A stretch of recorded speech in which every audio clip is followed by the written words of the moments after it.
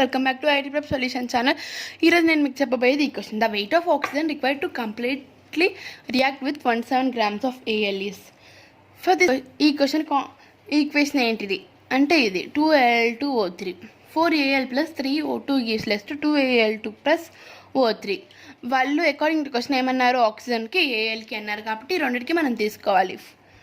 అటు wait find out చేయడం అంటే ఇంక ఇట్లా ఫైండ్ అవుట్ చేయాలి. ఓకేనా, 4 into 27 grams ఆఫ్ ఏఎల్కి 3 into 32 grams ఆఫ్ O2 వస్తుంది. క్వశ్చన్లో ఏమని అడిగారు, 27 gramsకి.